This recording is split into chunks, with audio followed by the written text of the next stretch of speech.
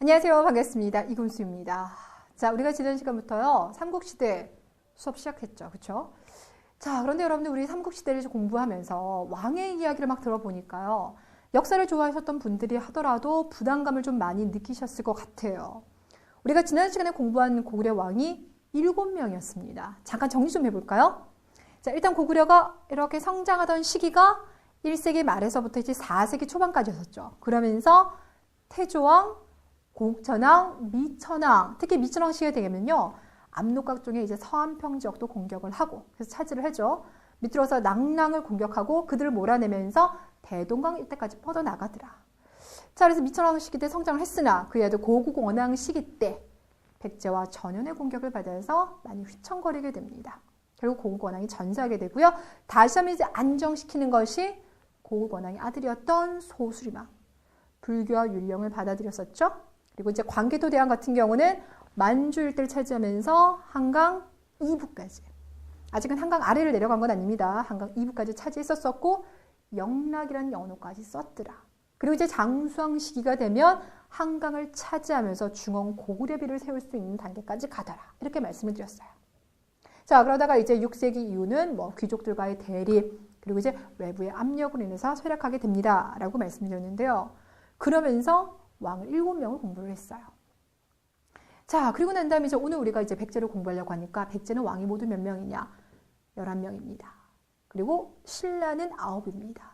그리고 우리가 이제 신라를 공부하면서 다시 한번 최종 정리를 하게 될 텐데, 그러면서 고구려 마지막 후반부에 나오는 왕 3명 추가할 거예요. 그러니까 여러분들이 기억하셔야 될 왕이요, 모두 몇 명이냐? 30명입니다. 조금 부담이 많이 되죠. 그렇죠? 그래서 역사를 좋아하고, 특히 이제 남성분들 같은 경우는 정치사 대단히 좋아하지만 시험을 보려고 하면 부담 많이 들어요. 30명 열심히 외워도 또 헷갈리거든요. 제가 여러분들에게 뭐 희망스러운 이야기라고 할까요? 확신할 수 있는 건 두 가지가 있습니다. 일단 첫 번째는요, 왕과 관련된 문제, 특히 이제 삼국시대와 관련된 이런 왕의 정치사 같은 경우는요, 나온 문제가 또 나옵니다. 나온 내용이 또 나옵니다. 95% 이상이 그래요. 되셨어요? 그러니까 5세기 하면요, 고구려 장수왕 꼭 나와요. 그래서 장수왕 자체의 업적도 나오고, 아니면 장수왕과 뭐 광개토대왕 헷갈리게끔 하는 문제도 나오고, 아니면 5세기 때 다른 주변에 있었던 백제나 신라와 연결시키는 문제도 나오지만 나왔던 보기들이 계속 반복되어서 나온다는 특징이 있어요. 되셨어요? 자, 그래서 여러분들이 그 30명만 정복하시면은요, 할만합니다. 나머지 이제 헷갈리게 하는 그 5% 같은 경우는요, 정말 뭐 이런 걸 냈나 싶은 것들을 가끔 내요. 하지만 다행인 것은 객관식 문제잖아요. 객관식 문제라고 하는 건 보기 3개, 그거 확실하게 알면요, 나머지 한 개 답 찾아갈 수가 있습니다, 여러분들. 그래서 95%의 매번 나오는 내용을 여러분께서 완벽하게 기억하자라는 생각으로 접근해 주셨으면 좋겠고요. 여러분 기억할 수 있게끔요, 제가 반복 많이 해드릴 거예요. 지난 시간에 고구려 이야기 끝냈다고 해서 앞으로 고구려 이야기 안 한다는 소리가 아닙니다. 오늘도 할 거고요, 다음에도 또 할 겁니다.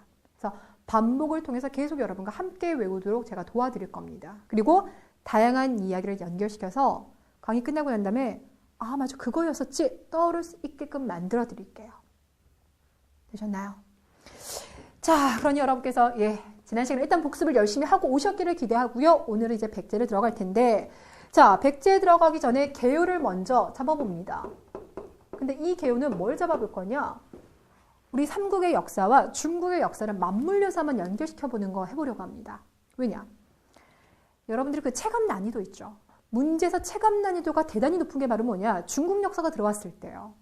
그러니까 중국 역사가 들어오면 또 한나라, 수나라, 당나라, 그게 언제지 너무 많이 헷갈리거든요. 자, 그래서 여러분 한 번에 정리할 수 있도록 제가 그냥 쭉 한눈에 정리를 시켜드릴게요. 일단 우리가 주목하는 건 이제 3세기에서부터 주목을 할 건데, 제가 지난번에 고구려 역사를 설명드리면서 3세기에서부터 이제 6세기 정도까지는 중국이 하나로 통일되지 못하고 뒤숭숭하게 계속 변동된 혼란기입니다 라고 했던 거 기억나십니까? 네, 맞아요. 자, 그 중에서 이제 3세기라고 하면요, 한나라가 무너지고 난 다음에 위, 초, 오, 3개 나라가 대립하던 시기입니다. 조조, 유비, 송건 기억나십니까? 예, 맞아요. 뭐 적벽대전, 삼국지 이런 거 기억하시죠? 바로 그 시대가 3세기가 되겠습니다. 되셨나요? 자, 이렇게 대립하다가 이들 나라가 조조가 세운 위나라를 중심으로 해서 통일이 돼요. 이 통일된 나라가 바로 뭐냐면 진이라고 하는 나라인데, 근데 그 진나라는 우리가 앞서 배웠던 찐시 황제의 진나라와는 한자가 다릅니다. 그러니까 따로 뭐 기억하실 필요는 없고요. 자, 그런데 그렇게 통일했었던 이제 진나라가 얼마 못 가서 유목민족들한테 또 밀리게 됩니다. 자, 여기서 잠깐. 중국의 역사 같은 경우는요, 황하를 기준으로 해서요, 황하 위쪽에서 유목 생활을 하는 유목민족들과 그 아래쪽에서 농사 짓고 사는 농경민족들, 그 농경민족의 중심이 누구냐면 중국 한족이에요. 그래서 그들 간의 대립구도입니다 라고 말했었어요. 기억나시죠? 유목민족 중에서 몽골이다, 만주다, 그들이 힘을 키우게 되면 원나라, 청나라를 세우고요, 밑으로 내려오는 거예요. 한족을 지배하고요. 반면에 한족이 힘을 키우게 되면 위로 올라가는 그런 형국이었었어요. 자, 그런데 이제 이 당시 같은 경우는요, 이들이 비등비등한 모습이 되겠습니다. 그래서 위초고가 진이라고 해서 통일이 되었으나 결국 유목민족들한테 밀리게 됩니다. 그래서 이제 이 북쪽 지역 같은 경우는 유목민족이 차지하는데요. 이때 등장하는 유목민족이 모두 5개의 유목민족이 있어요. 근데 그 5개의 유목민족 중에서 하나만 기억하시면 되는데요. 우리 고구려 역사 공부하면서 4세기 때 어느 족이 등장했었습니까? 선비족 등장했었어요. 그러면서 그 선비족이 세웠던 나라 중에 뭐가 있었다? 전현이 있었고, 2년 아니고 전현이에요. 그러면서 제가 좀 말도 안 되는 소리를 해드렸죠. 그러면서 그 전현이 고구려의 고국 원앙을 침공해서 죽은 건 아니고요. 국내성이 홀딱 불타기도 했었습니다. 이렇게 말씀을 드렸어요. 자, 그리고 전현이 나중에 다시 나라를 세우는 것이 뭐라고요? 후현입니다. 그리고 그 중간에 뭐가 있냐면 전신이라는 나라가 있어요. 자, 이런 식으로요. 5개의 유목민족이요. 나라를 세웠다 무너뜨렸다 세웠다 무너뜨렸다 계속 반복합니다. 그래서 16개의 나라가 등장했다라고 해서 516국이라고 불러줘요. 516국. 되셨어요? 그런데 이 516국에서요. 고구려로 뭐가 들어오냐? 바로 불교가 들어옵니다. 그리고 이렇게 들어온 불교가 소심왕 때 이제 고구려에 들어왔죠? 그리고 나중에 5세기가 되면 신라로 넘어가요. 그래서 중국의 북쪽 지역, 고구려, 신라 이런 식으로 이제 문화가 전파가 됩니다. 반면에 이제 남쪽 같은 경우는요. 여기 진나라가 유목민족한테 밀리죠. 자, 그러면서 이제 뭐가 되냐면 이제 동진이라고 해서 영토가 이제 축소가 되는데요. 이 동진과 교류를 많이 했던 나라가 바로 백제가 되겠습니다. 그 교류하는 모습이라고 하면요. 고구려가 이 당시 불교를 받아들여요? 백제도 마찬가지입니다. 불교를 받아들입니다. 그리고 이렇게 들어왔던 불교가 외로 이어지는 거예요. 됐죠? 그래서 우리가 백제 이야기할 때는 항상 제가 북조랑 교류합니까? 남조랑 교류합니까? 그러면 여러분들은 남조요 이렇게 얘기해 주시면 되는 거예요. 되시겠나요? 자, 그러다 이제 5세기가 됐습니다. 5세기가 되면서 조금 정리가 되긴 해요. 5, 16국이 일단 뭐로 이제 통일이 먼저 되냐면 북위로 통일이 돼요. 근데 북위가 쭉 갔으면 좋겠지만 여기서 정치 변동은 계속 일어난다. 그래서 우리는 여기를 뭐라고 하냐? 유목민족이 세웠던 왕조다라고 해서 북조라고 불러주게 돼요. 반면에 남쪽 같은 경우는요. 송이라고 하는 나라가 등장하는데 그 송이라고 하는 나라는 또 여러분들이 고려시대에 듣게 되는 그 송이랑 또 달라요. 그러니까 이름을 기억할 필요는 없고요. 그 중에서 양이라고 하는 나라만 기억해 주세요. 그래서 한족들이 세웠던 남쪽의 왕조다라고 해서 이제 남조, 양나라를 기억하면 되는데 자, 근데 봤더니 5세기 때 고구려 왕 하면 누가 기억나십니까? 예, 맞아요. 장수왕이에요. 장수왕이요. 백제 공격해서 왕도 죽이고 결국 한강적 차지합니다. 라고 말씀드렸죠. 그러니까 내부적으로 한반도에 상당히 지금 이제 여러 가지 힘을 기울이게 된 거예요. 근데 그럴 수 있었던 건 뭐냐면 중국이 이런 식으로 남조, 북조 이제 나눠져 있다 보니까 그들과 각각 외교를 맺게 되고 적절한 외교를 맺다 보니까 그들이 고구려 침공을 안 했다는 이야기입니다. 되셨어요? 자, 이러한 식의 장수왕의 외교 정책을 바로 뭐라고 하냐면 동거리 외교다라고 불러줍니다. 동거리 외교. 남조, 북조와 각각 교류를 맺었더라. 자, 고구려가 이렇게 빠르게 성장하고 있을 때 백제는 상당히 힘들었겠죠. 자, 그러면서 백제가 6세기가 되면서요. 성장하려는 모습을 보이게 되는데 이때 여러분이 주목하실 왕이 누구냐? 바로 무령왕이 됩니다. 여러분 무령왕 하면요. 유적지가 있어요. 이게 바로 뭔데요? 무령왕릉. 예, 맞아요. 무령왕릉의 주인공이 무령왕인데 근데 이 무령왕릉 같은 경우는 모습을 보면 여타 다른 우리나라에서 나오는 왕릉과는 모습이 좀 많이 달라요. 그러니까 나머지 왕릉들을 보면은요, 뭐 나무를 쓰거나 아니면 돌 자체를 크게 잘라 쓰는데 여기는 돌을 벽돌 모양으로 아주 작게 만들어요. 근데 우리는 벽돌 문화가 아니에요. 왜? 워낙 화강암이 많으니까 그냥 잘라다 쓰면 되는데, 그럼 반면에 벽돌 문화랑은 누구 문화냐? 중국입니다. 중국은요, 황하 같은 데 보시면 엄청나게 넓은 그 흙들이 있잖아요. 그거 구워서 벽돌 만드는 거거든요. 아, 이를 통해서 우리가 알 수 있는 거, 백제가 양나라와 교류를 많이 맺더니 이런 것이 왕릉에게도 영향을 줬구나, 이렇게 해석을 하시는 겁니다. 이해 가셨어요? 자, 이렇게 이제 막 혼란하는 과정 속에서 왜 제가 여기서 6세기 이제 말로 끊느냐, 이렇게 혼란했었던 중국이요, 드디어 통일이 됩니다.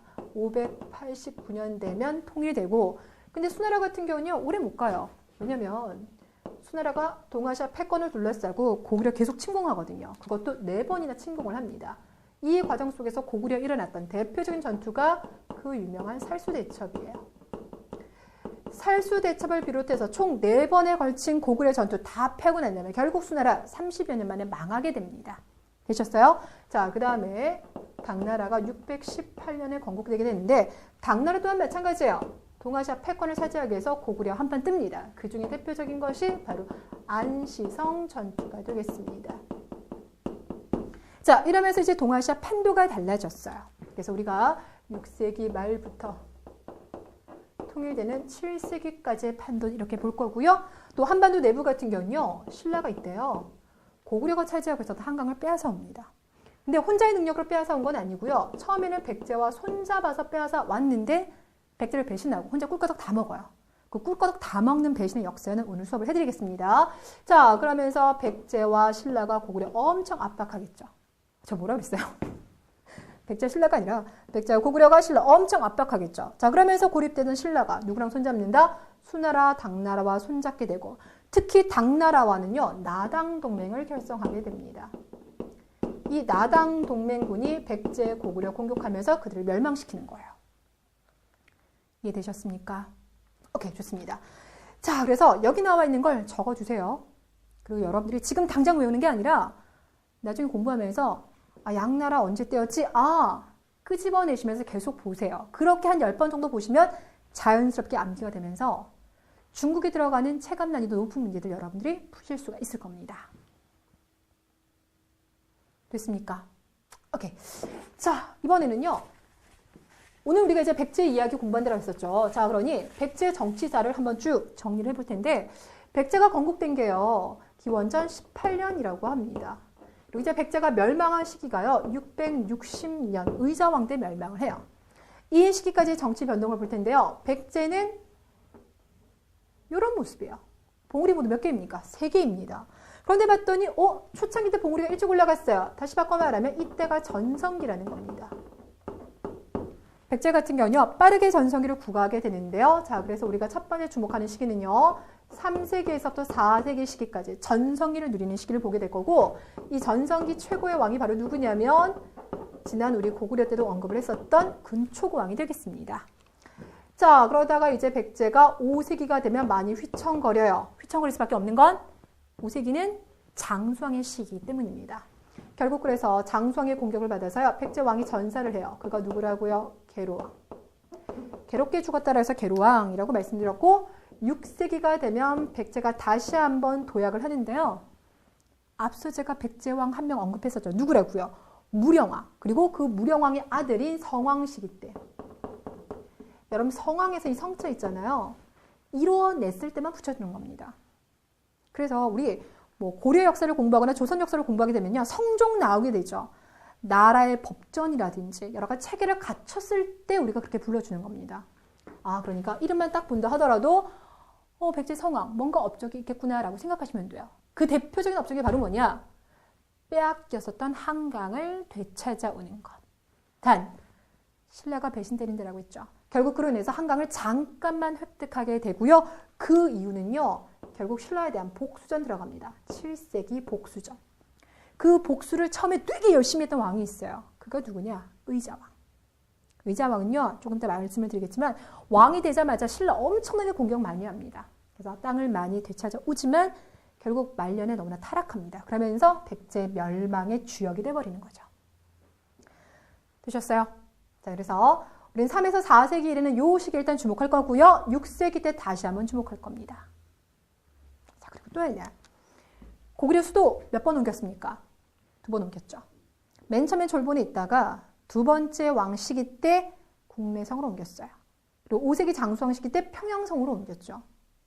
근데 공부를 하다 보면 고구려가 수도를 옮긴 건 크게 부담이 좀 안 돼요, 여러분들. 자, 그런데 백제가 수도를 2번 옮긴 건 여러분한테 부담이 좀 많이 될 겁니다. 먼저 언급하고 갈게요. 여기 지금 계로왕이 장수왕의 공격을 받아서 전사했다라고 했죠. 그렇죠? 그래서 그 전까지 백제는 어디 있었냐? 지금 서울 이 일대에 있었습니다. 자, 그래서 이때의 도읍지를 한성 또는 위례성이라고 불러줘요. 자, 그래서 여러분들 서울 주변에 보시면 백제와 관련된 유적들이 상당히 많이 남아있는데요. 이렇게 보는 모습, 이게 이제 한강입니다. 한강이 흘러서 이제 서울 쪽으로 넘어가게 될 텐데요. 대표적인 것들을 보여드리면 일단 롯데월드 가보셨습니까? 아니면 롯데월드 들어오셨습니까? 예, 그 롯데월드가 있는 동네가 이제 석촌동인데요. 여기 가면 동네 주민들이요, 아침마다 이렇게 산책하는 그런 공원이 있습니다. 근데 그 공원 한가운데 뭐가 있냐면요, 미니 피라미드 모양. 미니 피라미드 모양의 돌무지 무덤이 몇 개가 있어요. 그러니까 아시아의 피라미드라고 생각하시면 되겠습니다. 그런 게 쫙 있어요. 이게 이제 백제 초기와 관련된 부분이 되겠고요. 그 다음에 이쪽에 가보시면요, 백제 초기에 쌓았던 성이 보이는데 백제는 처음에 흙으로 쌓았습니다. 그래서 풍납토성, 몽촌토성 들어보셨죠? 네, 맞아요. 풍납토성, 몽촌토성 같은 토성이 보이고요. 그다음에 이제 한강 위쪽에서 다른 어떤 세력들이 쳐들어오는지 막루 같은 거 설치하면서 지켜내야 되겠죠. 그러면서 나오는 게 뭐가 있냐면 아차산성이 있습니다. 되셨나요? 자, 이런 것들이 일단 백제 초기와 관련된 유적지가 되겠고요. 자, 하지만 이제 계로왕이 전사하면서 급하게 서울과 경기도를 포기합니다. 그리고 어디로 내려가냐? 충청도로 내려갑니다. 그러면서 백제 두 번째 수도가 나오는데 여기가 웅진성, 충청도 공주가 되겠습니다. 되셨나요? 자, 그런데 너무 급하게 오다 보니까 도읍지가 좀 좁아요. 그래서 성왕시기 있죠. 성왕시기 때 수도를 다시 한번 옮겨서 끝까지 가게 되는데 이것이 부여입니다. 예전에 사비성이라고 불렸던 지역이에요. 그래서 한성, 웅진성, 사비성. 한성, 웅진성, 사비성으로 옮겨갔다. 되셨습니까? 자, 특히나 정치 부분도 중요하지만 문화사 이야기할 때요, 웅진원 지역에 있는 문화유적지 뭐가 있고 사비성에는 뭐가 있고 이런 이야기 나올 겁니다. 그래서 지금 먼저 기억을 좀 해주세요. 자, 그럼 여러분들 지워도 되겠죠?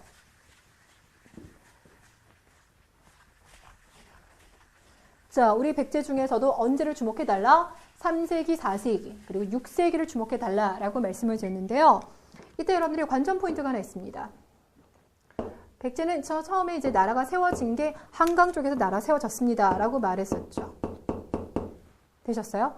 자, 이때 한강에다 나라를 세웠던 그 인물이 누구입니까? 온조와 비류. 근데 온조와 비류는 누구입니까? 봤더니 고구려에 세운 주몽의 아들이에요.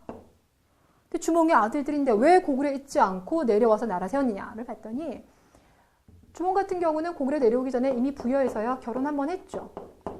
그리고 이제 내려와서 소선우랑 재혼을 하게 되는 건데 거기서 낳았던 첫째 아들이 있습니다. 유리왕자인데 그 유리왕자가 아버지 찾아 내려오게 되는 거예요.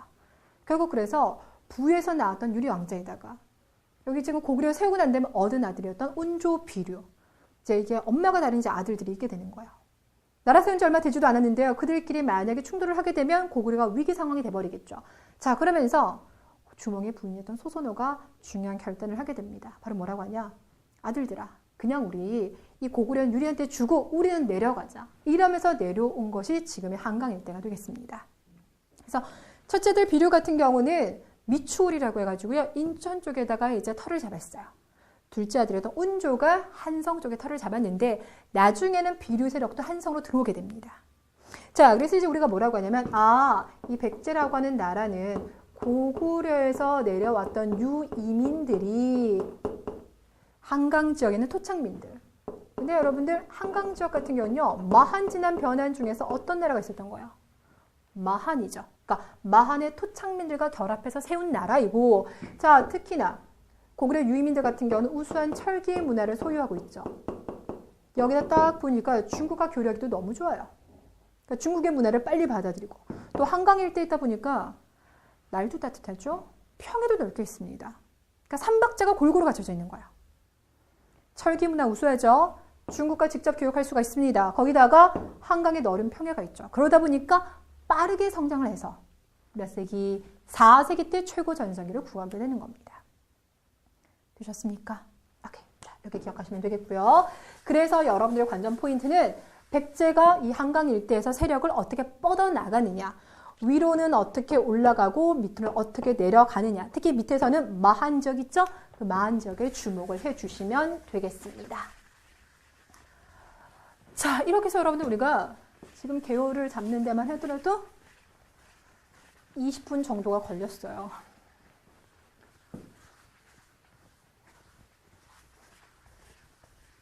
자, 내용 잘 따라오셨죠? 자, 그러면 지금부터 앞서 배웠던 개요 두 가지를 가지고요. 백제 이야기 들어가 보도록 하겠습니다.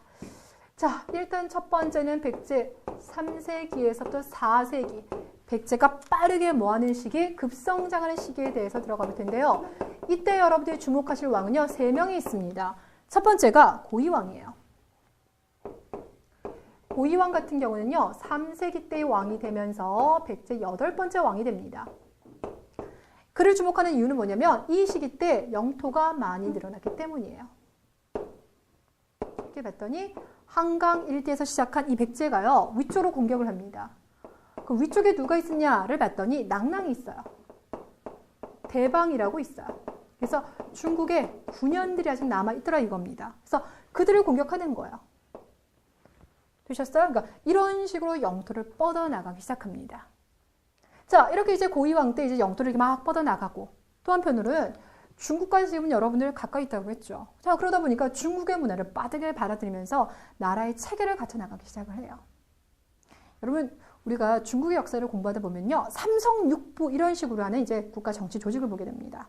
삼성육부, 6개의 조직이 나와요. 그것이 나중에 우리에게도 영향을 줘가지고요, 고려 조선, 조선에 가면 의정부 6조 이렇게 등장하잖아요.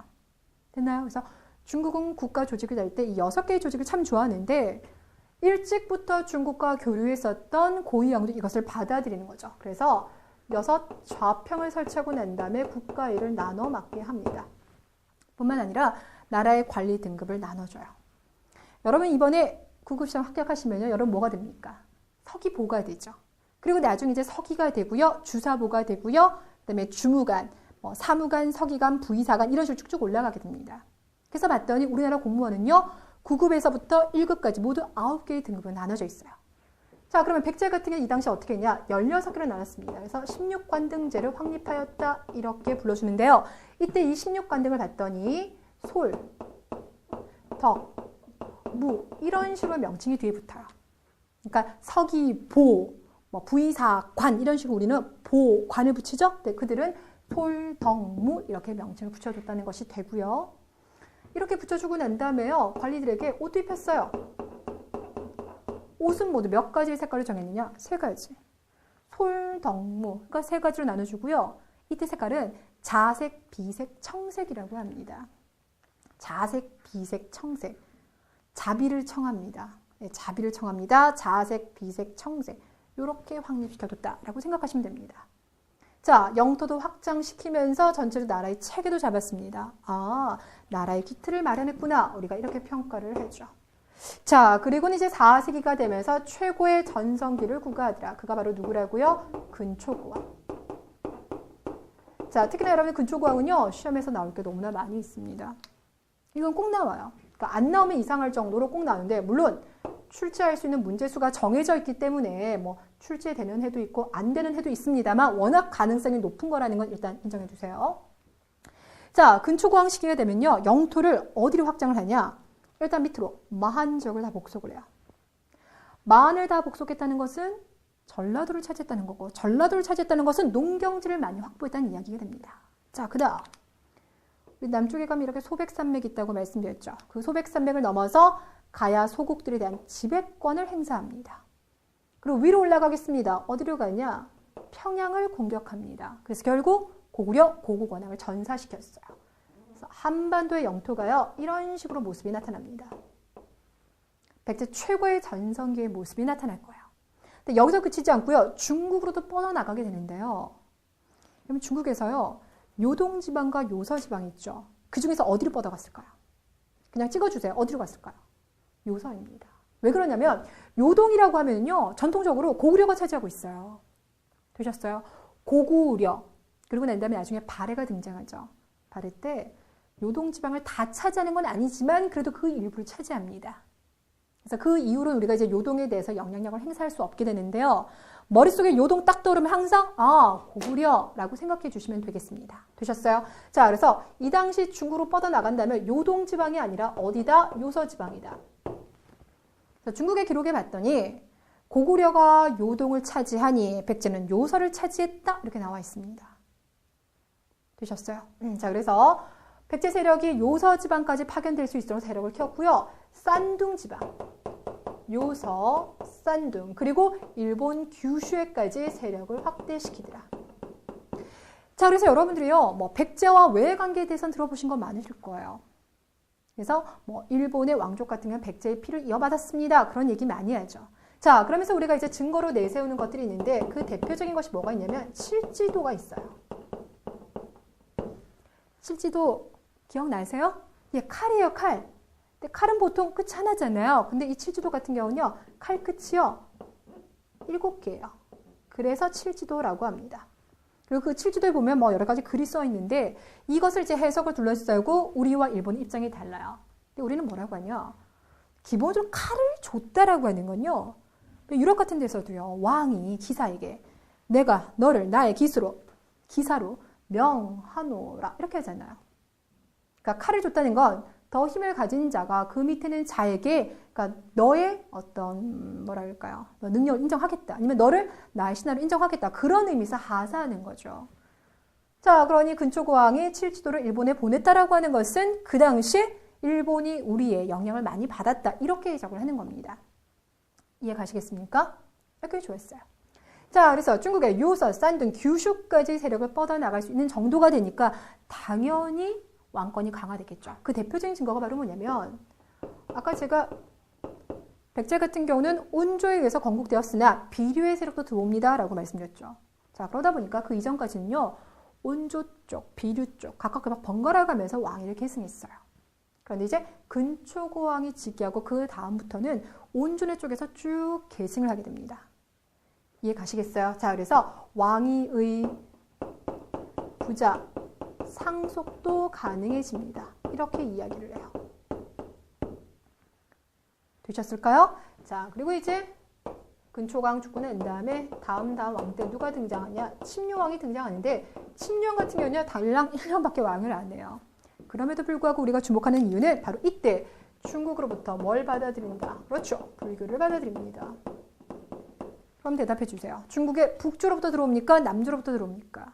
남조로부터 들어오고요. 이때 남조의 나라는 1번 동진, 2번 양. 누가 될까요? 예, 동진입니다. 앞서 정리했었던 거 잠깐 한번 봐주세요. 동진 맞죠? 예, 자, 그래서 침룡 때 불교를 받아들입니다. 이것이 3세기에서 4세기의 모습이 되겠더라. 자, 그러다가 이제 5세기가 되면 백제가 위기를 겪게 되고 그 위기는 누구로 인해서 발생하는 거다? 고구려 장수왕 때문입니다. 자, 장수왕의 지금부터 남진 정책에 대한 이야기 한번 해볼까요? 자, 이 장수왕의 남진 정책과 여기에 대응하는 백제의 모습을 볼 텐데 이때 여러분이 기억하셔야 될 백제의 왕이 모두 4명이 등장합니다. 그 4명의 앞글자만 먼저 따보시면요. 비, 개, 문, 동이에요. 뭐라고요? 비계문동, 비계문동, 비계문동. 워낙 배워야 되는 왕들이 많기 때문에 웬만하면 여러분들에게요. 뭔가 암기할 수 있는 비법이 없을까 정말 고민을 많이 하거든요. 근데 정말 아직은 잘 모르겠어요. 안 찾아지더라고요. 그래서 이제 그런 얘기도 제가 예전에 학생들한테 드렸어요. 돼지 비계랑 문어를 가지고 동동주 마실까? 그런 얘기도 해봤는데 반응이 그렇게 좋지는 않더라고요. 비계문동. 예, 비계문동. 자, 먼저 비유왕부터 먼저 볼까요? 자, 장수왕이요. 427년 평양으로 수도를 옮기게 됩니다. 자, 그러자 백제가 바짝 긴장하게 되죠. 이거 혼자 감당을 못하겠다. 그래서 신라와 손을 잡게 되는데 이때 신라 왕이 바로 누구냐? 눌치왕이 되겠습니다.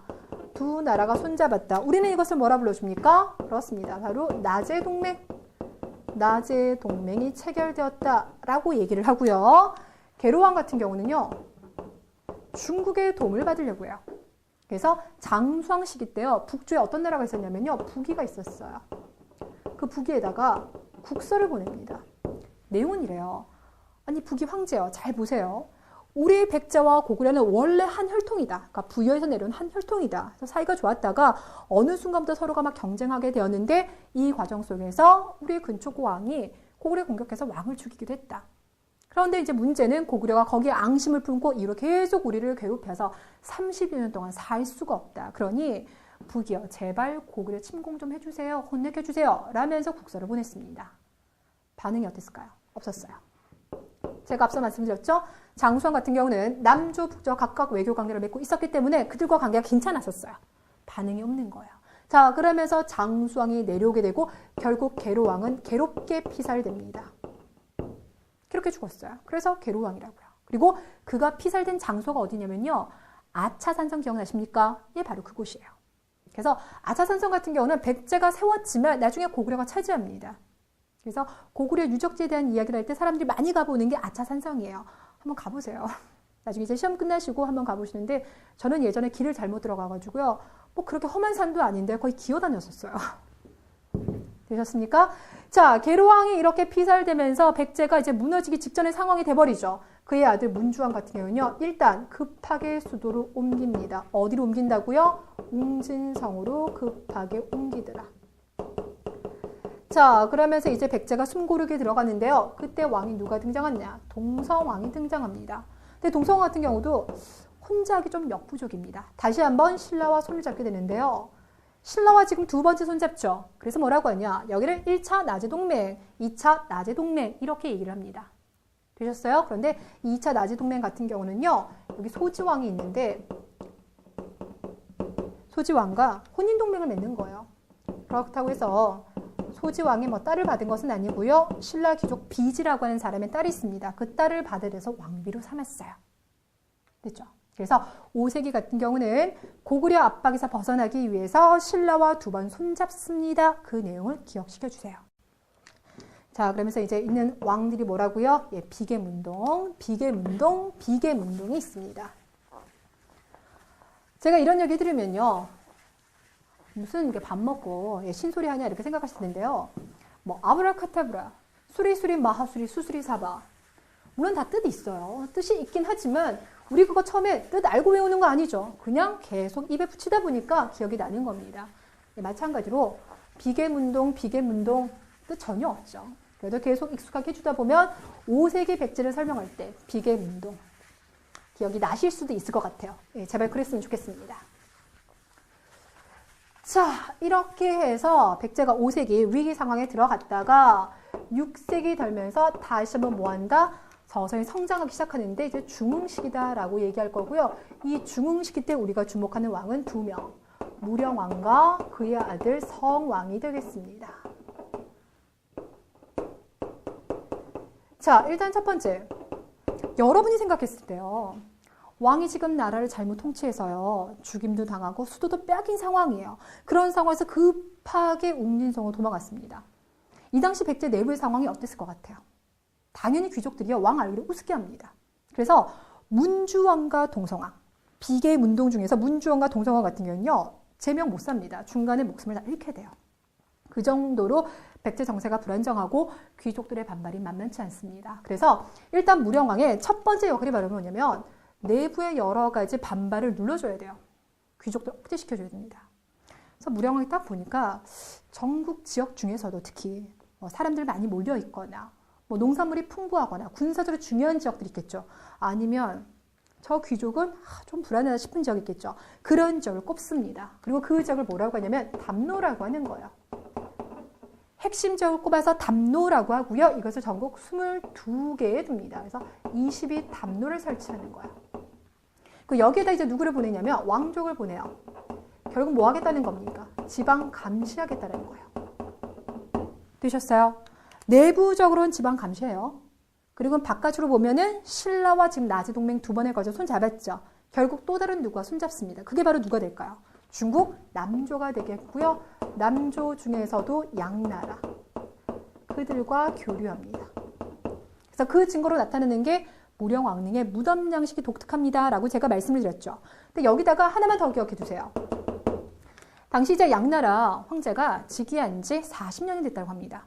그러다 보니까 주변에 있는 많은 나라들이 축하드립니다. 라면서 사신을 파견을 했겠죠. 그래서 그때 파견된 사신들의 모습을 쭉 그려둔 중국의 그림이 있습니다. 우리는 이걸 바로 뭐라고 하냐면 양직공도라고 합니다.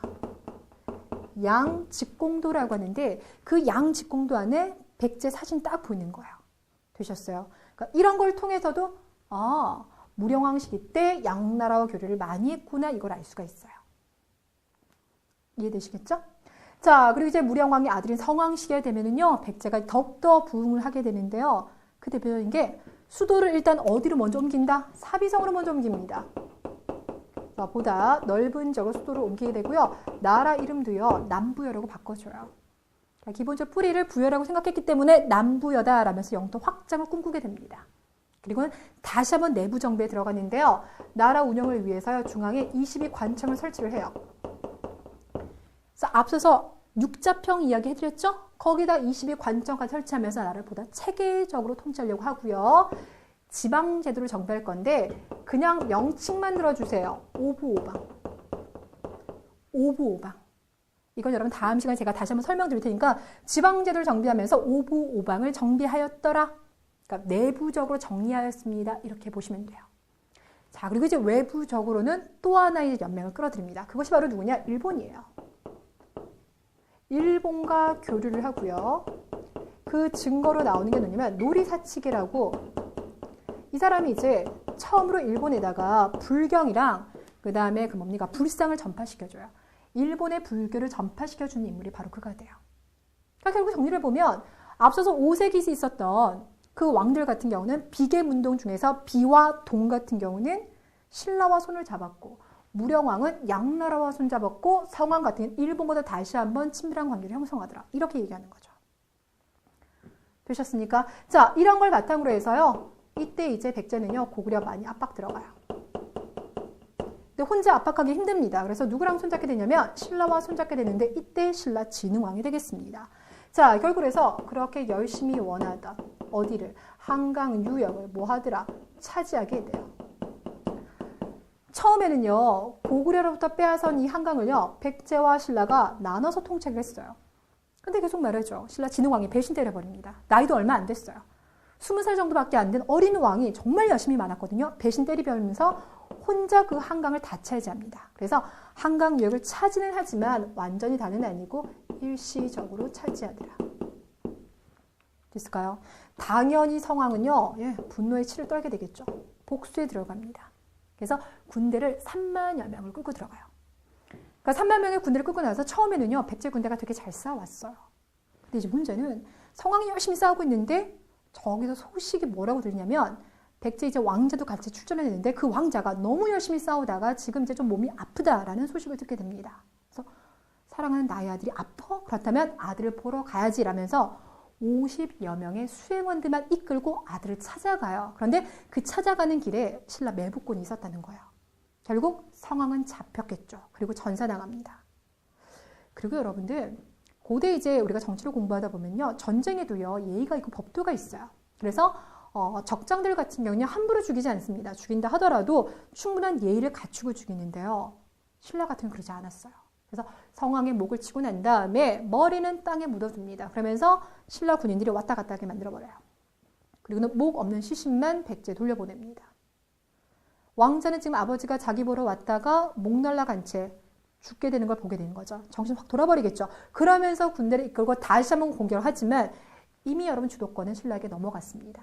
그래서 이때 백제가 아주 처절하게 3만의 군대를 다 잃어버리게 되는데 우리는 그 전투를 바로 뭐라고 하냐면 저기 충청도 옥천에서 일어났어요. 충청도 옥천에 일어나서 이걸 바로 관산성 전투라고 불러줍니다. 그러면서 성왕의 이러한 노력들이 이제 물거품이 돼버리는 거죠. 자, 그래서 그 이후 백제의 목표는 다른 거 없어요. 신라 복수하기 오직 그거 하나입니다. 자, 그런데 여러분 여기서요. 잠깐만 인물 하나만 알아주세요. 지금 백제 성왕 있죠? 이때 이제 신라를 이끌던 군대 대장이 있습니다. 누구냐? 김무력이라는 사람인데 이 김무력이 누구냐면 김유신의 할아버지예요. 네. 김유신의 집안이 원래 금강가야 왕족인데요. 금강가야가 신라 이제 병합이 되면서 그들이 이제 신라에 들어오면서 이제 뭐 장수라든지 이런 걸 하게 되는데 이때 김무력이 결국 이 성왕을 무너뜨리는 그 군대를 이끌게 됩니다. 되셨습니까? 오케이. 자, 그래서 이렇게 허무하게 끝난 백제의 중흥을 위한 노력은요, 결국 7세기 때 이 성왕이에요. 자손들에게서 이어지는데 그가 바로 누구라고요? 의자왕입니다. 자, 의자왕에 대한 이야기를 하기 전에 잠깐 그의 아버지에 대해서 짚고 넘어갈게요. 그의 아버지가 누구냐면 무왕입니다. 혹시 서동요라고 들어보셨습니까? 예, 알고 계시죠? 선화공주는 밤마다 얼레리 꼴레리 그 이야기 만들어서 선화공주와 결혼했던 사람, 그가 바로 무왕이 됩니다. 그 선화공주의 출신에 대해서는 논란이 많아요. 그러니까 예전에는 신라 진평왕의 딸이다 이런 얘기가 있었는데 요즘에는 아니 공주라고 하는 걸 꼭 왕의 딸에 대해서만 붙이는 게 아니라 귀족의 딸도 그렇게 불러줬다 이러면서 그냥 백제 귀족의 딸이다 이렇게 이제 해석을 많이 하는데요. 이 무왕 같은 경우는요, 그 전시기, 그러니까 성왕이 죽고 난 다음에 그다음에 뭐 위덕왕, 해왕 이런 왕들이 있는데 좀 이렇게 약하면서 이제 무너집니다. 그러자 안 되겠다, 백제를 안정시키고 싶다 이러면서 수도를 옮기려고 했어요. 어디로 옮기려고 하냐면 익산으로 옮기려고 합니다. 그래서 익산에다가 거대한 절을 세우게 되는데 이것이 바로 미륵사라고 하는 절이에요. 그리고 이 미륵사의 유명한 탑이 있죠. 바로 미륵사지 석탑입니다. 나중에 문화파트에서 공부하게 되어 있지만 백제와 관련된 석탑은 딱 2개밖에 안 나와요. 정림사지 석탑이랑요, 미륵사지 석탑이 나오는데 이게 바로 그런 과정에서 만들어졌다는 겁니다. 하나 기억해 두시고요. 자, 그리고 이제 의자왕이 왕이 되는데요. 일단 의자왕 여러분들 초기 정치 되게 잘했어요. 이 사람 같은 경우는요, 해동증자라고 하는 별명을 가지고 있었다고 합니다. 왜 중국에서는요, 뛰어난 선생님들은 꼭 자자 붙여주잖아요. 공자, 노자, 맹자 뭐 이렇게 붙여주죠. 그래서 증자라고 하는 현인입니다. 그러니까 바다 건너 동쪽에 있는 유학을 아주 잘 알고 있는 그런 뛰어난 사람, 이러면서 의자왕을 그렇게 불러줬었어요. 그리고 의자왕 같은 경우는 아버지가 워낙 오래 살아가지고요, 40년 동안만 왕자 생활을 합니다. 예, 그러다가 이제 나이 40이 되어서 이제 왕이 되었어요. 그러다 보니 지식도 군사력도 다 준비가 된 그런 왕이에요. 자, 그래서 그는 왕이 되자마자요, 신라 엄청 공격합니다. 성왕에 대한 복수 들어가요. 그래서 초창기만 하더라도요, 신라 40여 개의 성을 빼앗습니다. 그 40여 개의 성 중에서 여러분이 꼭 기억하셔야 될 성이 있는데요. 거기가 어디냐면요, 여기 백제에서 신라 넘어가려면요, 소백산맥 넘어가야 되겠죠. 그래서 경남 합천 지역을 지나가야 되는데 여기에 대야성이라고 하는 성이 있습니다. 이 대야성을 공격해서 획득을 해요. 자, 그런데 여기 이제 숨어있는 스토리가 있죠. 이 대야성의 성주가 누구냐? 김품석이라는 사람이고요. 그 김품석은 김춘추의 사위예요. 김춘추 같은 경우 이제 2번 결혼을 하는데 첫 번째 결혼해서 얻은 딸이 고타소라는 딸입니다. 근데 그가 고타소를 그렇게 예뻐했대요. 그리고 그의 남편이 이제 김품석인데 의자왕의 군대가 대야성을 공격을 했고 그래서 고타소와 김품석을 죽입니다. 그리고 목 없는 시신을 김춘추에게 보내줘요. 당연히 김춘추가 정신이 나가버렸겠죠. 그래서 며칠 동안은요, 그냥 가만히 이러고만 있는 거예요. 사람들 지나가도 불러도 모르는 거예요. 그 슬픔이 너무나 커서. 그래서 김춘추는 이 딸에 대한 복수, 그러니까 딸의 죽음에 대한 복수를 해주고 싶겠죠. 그래서 결국 어떻게 하냐? 고구려 가가지고 고구려 제발 도와주세요 라고 했지만 당시 권력가였던 연계소문이 거절합니다. 니네가 가져갔던 한강 지역 땅 돌려줘. 그러지 않으면 못 도와주겠어. 근데 김춘추가 그건 할 수 없었죠. 결국 그러면서 이제 거짓 이야기를 하면서 고구려에서 탈출하고요. 그리고는 어디 가냐? 당나라 갑니다. 그래서 나당 동맹을 결성을 시키는 거예요. 이해되시겠어요? 그래서 여러분들 나중에 나당 연합군 있죠. 그 연합군이 고구려와 백제 중에서 누구를 먼저 멸망시켰을 것 같아요? 백제입니다. 되셨어요? 그러니까 이런 스토리가 있어요. 그래서 대야성에서 자식을 잃었던 김춘추는 18년 만에 복수를 하게 됩니다. 자, 그래서 대야성을 비롯한 40여 개의 성을 빼앗았고요. 자, 또 하나는요, 여기도 주목해 주세요. 여기 같은 경우는 어디라고 하냐면 당항성이라고 하는데요. 이 당자가 뭘 것 같습니까? 당나라 쓸 때 그 당자예요. 그러니까 쉽게 말해서 당나라로 가는 주요 항구라는 뜻이 되겠고요. 신라가 6세기 때 아까 성왕 배신하면서 혼자 한강 차지한다고 했죠? 그러면서 이 당항성을 중심으로 해서 중국과 교류를 했거든요. 근데 백제와 고려가 연합해서 당항성도 빼앗아 버립니다. 그래서 초창기 의자왕은요, 정말 통치를 잘 했어요. 자, 하지만 여러분이 알고 있다시피 말년에 그는요, 상태가 그렇게 좋지는 않아요. 술 좋아하고요, 여자 좋아합니다. 그래서 41명의 자신의 아들들을 좌평에 임명했다라고 하죠. 성충이나 흥수와 같이 충신들을요, 내쳐버립니다. 물론 그렇다고 해서 삼천궁녀는 그거는 거짓말이에요. 당시 백제 규모를 고려했을 때 3,000명의 궁녀를 거느릴 수 있을 정도의 국력은 아닙니다. 그래서 그건 거짓이지만 충신을 내칠 정도로 그는 말년에 타락합니다. 자, 그러다 보니까 나당 연합군이 백제를 공격했을 때 결국 귀족들이 도와주지도 않아요. 누구만 나갔더라. 계백만 나가서 5천의 군대를 가지고 싸웠지만 결국 패망하고 맙니다. 이해되시겠습니까? 오케이. 자, 이렇게 해서 여러분들 오늘 우리가요, 백제에 대한 공부를 쭉 해봤는데요. 자, 백제 10명의 왕. 복습 한번 해봐야 되겠죠, 그쵸? 일단은 산봉우리를 3개를 만들더라. 저 지금 몇 개 만든 거야? 하나, 둘, 그렇죠, 3개. 특히 초창기 때 전성기가 오는데요. 3세기에서부터 4세기 때 최고 전성기. 이때 누가 있었다? 고이왕, 근초고왕, 침류왕. 그러다가 5세기 때 위기로 하십니다. 이때 등장하는 게 비계문동, 비유왕, 계로왕, 문주왕, 동성왕. 그러다 6세기 때 다시 성장하기 시작했죠. 이것이 바로 뭐다? 무령왕과 성왕. 그리고 마지막 시기 때 무왕과 의자왕 시기가 되겠습니다. 자, 지난 시간, 이번 시간 여러분 어떻게 잘 따라오고 계십니까? 예. 하지만 제가 앞에 말씀드린 것처럼요. 왕과 관련된 문제는 나오는 것이 계속 반복되고 있다는 그런 확신 가지시고요. 오늘 배운 거 확실하게 복습하고 오시기 바랍니다. 그럼 제가 다음 시간 신라 설명드리고 난 다음에 전체로 다시 한번 최종 정리해드리겠습니다. 자, 수고 많으셨습니다. 다음 시간 새로운 마음가짐으로 찾아뵙겠습니다.